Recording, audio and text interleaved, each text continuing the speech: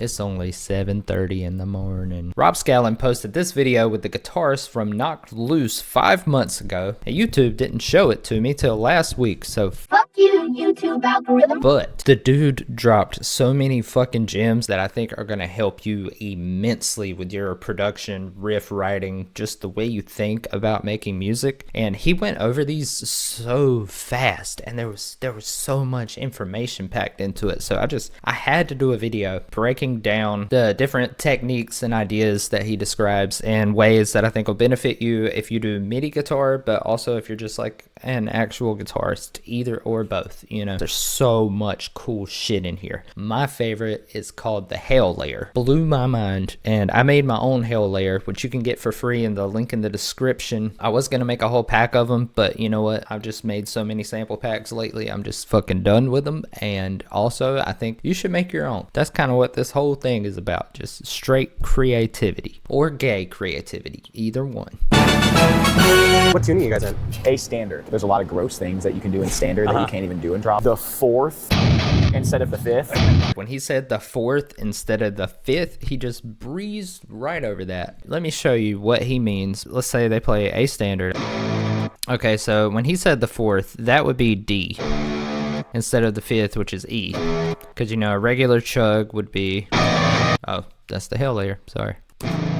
So that's the fifth. And what he was talking about in standard doing the fourth would be this, which does sound pretty heavy. I would never really think to play those two strings just open like that. You can get some cool little chugs out of that.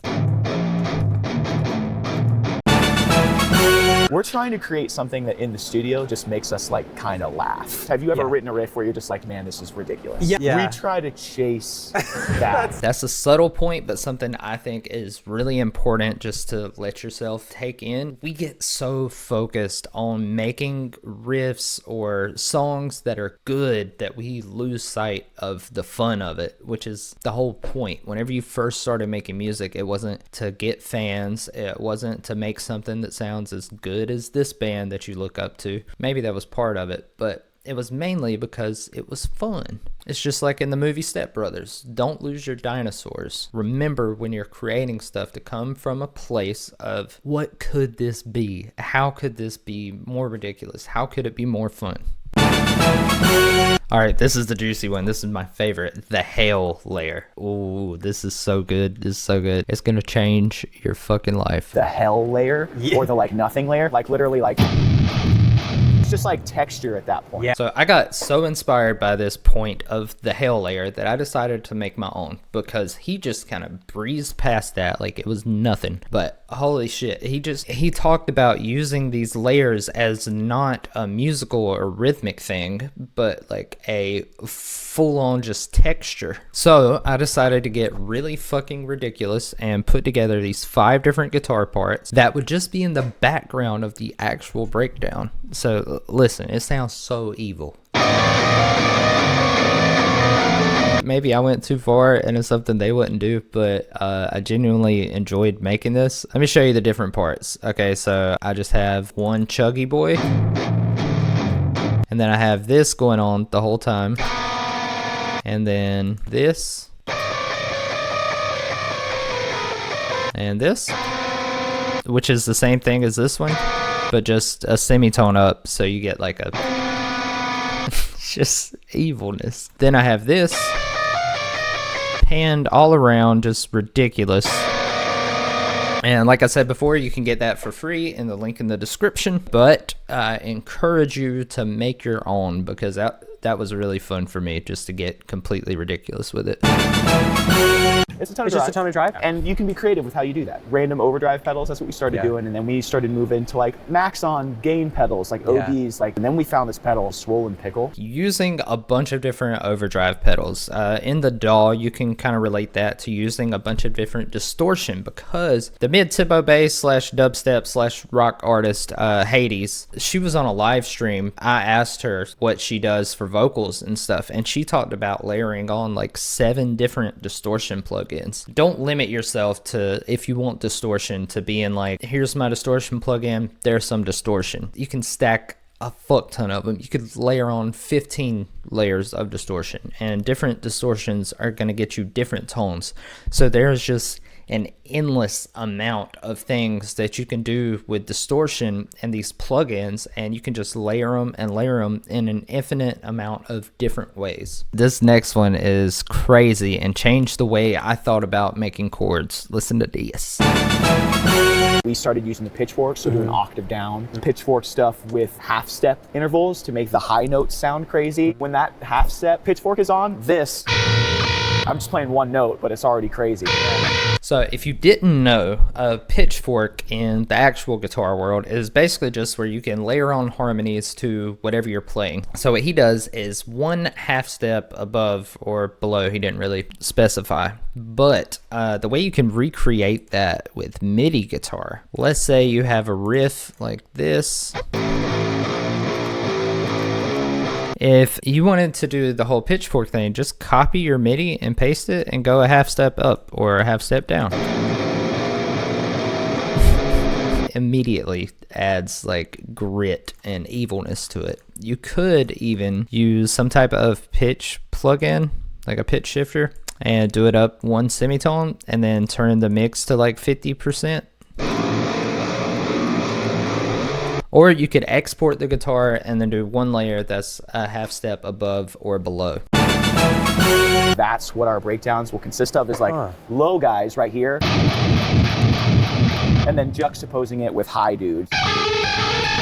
If you're ever having trouble writing a breakdown, just try doing some low guys and some high dudes. We'll take this that we did already, and let's do that fourth thing we talked about before, so make this start on D. And I'm just going to replace this one with something really high pitched. It's so ridiculous because metal is such like a genre of technical ability and skill and stuff. At least it started out that way. It's just so cool to know that you can come up with infinite breakdowns, just low guys and high dudes, as he says. So as somebody who's been producing dubstep and all types of electronic music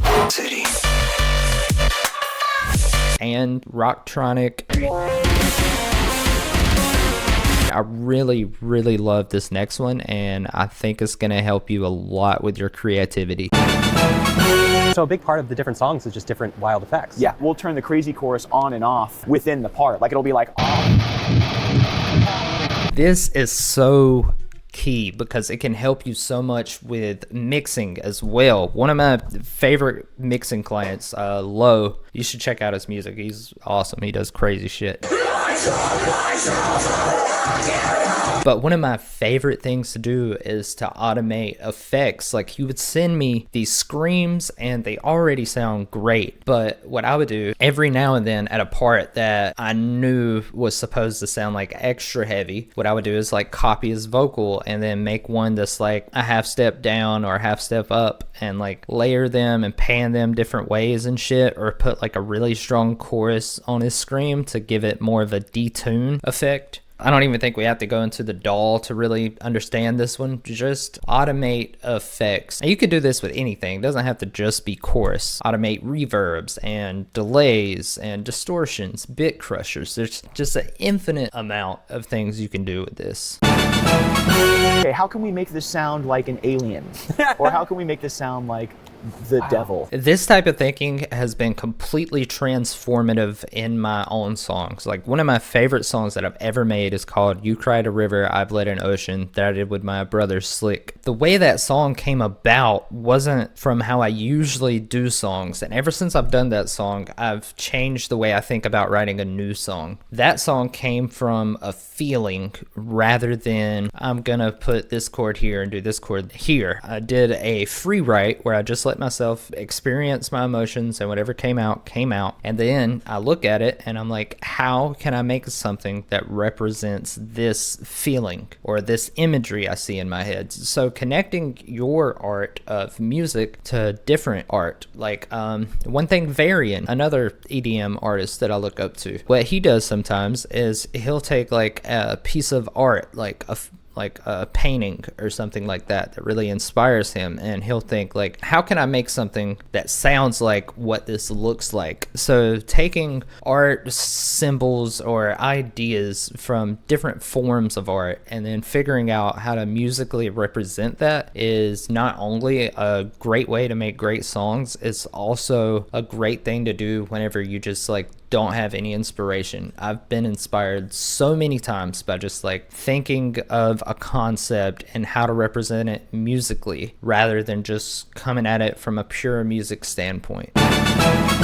F and even lower, it's like a lot of these bands will have bass in the same octave. Yeah, right? yeah. I don't hate on when bands do it, but I love having the octave. Yeah. below. Okay, so he makes two really good points about the bass, which we're about to go into the second one, but real quick, the first one is just the basic concept of you can still be heavy and be kind of high up. Drop A used to be like the lowest, you know, like when Slipknot came out, it was like that was the lowest shit ever. And now it has evolved. I think a Mirror was the first time I heard somebody playing in like drop F, and I was like, what the fuck is this? Which it can be great, it can be cool, but whenever you have it a little bit higher, you can have that bass sit there an octave lower. The bass is going to give you that constant feeling of power. That's where all the power comes from in a mix, is the bass and the low mid region. And this next thing he says about bass is something that I've also heard Joey Sturgis talk about. He's the producer who's done stuff for like Icy Stars, Asking Alexandria, a fuck ton more that I don't even know. I think this is a really crucial tip. You got to view the guitars and bass as like a shape, right? So it's like I like to put the guitars and EQ them right in the middle so that they're taking up all the mid-range, and the bass guitar is taking up both the subby low end and the high end around the guitars. This is the same thing echoed by Joey Sturgis. You look at your guitar and your bass as one instrument rather than a separate thing. You have the guitar for like snarl and mid-range aggression, and then you have the bass for power and pronunciation. That's why you keep some of the bass in the high end, because that's where that clink sits. Bands like Korn, they're known for their bass clink. They had a lot of high end in the bass. A good thing to keep in mind whenever you're mixing guitars and bass. The bass sometimes will leave out the high guys and just syncopate on the low guys. Boom, boom. That's the last thing for the bass, but I think is also important. Just syncopating your bass with more of the rhythm and less copying every single thing that the guitar is doing. And that's another way also, if you're using all MIDI instruments, you can really get an enhanced sense of realism whenever you try to think about these different moving parts and how they could actually be used to emphasize certain things or emphasize the rhythm. It's like you got a guitar lesson when you were 8 and you're like, I'm going to do the exact opposite of everything. Yeah. My dad taught me how to play guitar. Yeah. And I did a couple lessons and I got some good stuff out of it. I had way more fun like in my room just going. And this is just reiterating the fact to have fun. Don't worry as much about the theory. Maybe you should learn a little bit to get a good understanding of it, to have somewhere to work from. Like, I do think the best way to break the rules is to learn the rules before you can break them. We're out here making metal, making chuggies. We're not Beethoven in this bitch. You don't have to be Beethoven in this bitch. But yeah, without further ado, I really like this last thing he said. You have such a unique take on guitar and it caught on. I appreciate all the kind words. I'm not doing anything like really that special or crazy or weird. It's just about trying to create things that you think are heavy and scary by yourself. And I inspire everyone to do it, by themselves.